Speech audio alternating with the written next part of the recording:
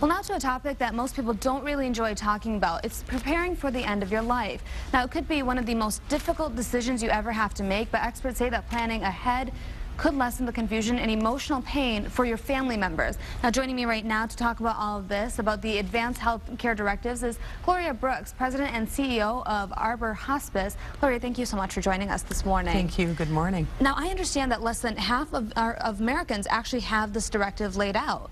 Very true. An advanced care directive is important because instead of having to make a decision during a crisis, your family members and loved ones know in advance how you want your care to be carried out, and it really does ensure that your care decisions will be followed.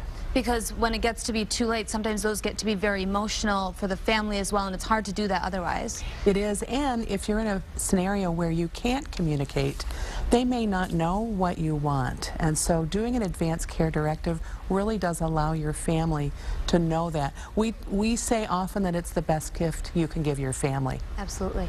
You know, it sounds pretty confusing though, complicated, but it's not, right? It's not. Arbor Hospice actually uses a planning booklet called 5 Wishes, and it's very user-friendly. It walks you through the different steps of identifying who your healthcare agent would be in the event that you are incapacitated and can't state what you want, and then it talks about what kind of care you want.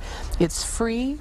You don't need an attorney, and it is a legal document, so it is binding. And it's important to name a spokesperson for all of this. It is, and the time to do that, again, you want to have that conversation early on. Some folks, it's obvious they want their spouse or their partner to do that, or a parent.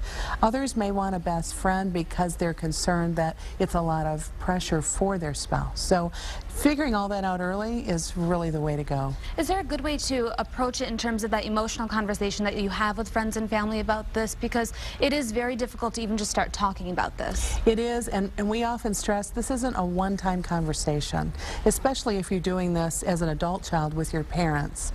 You want to bring up the topic.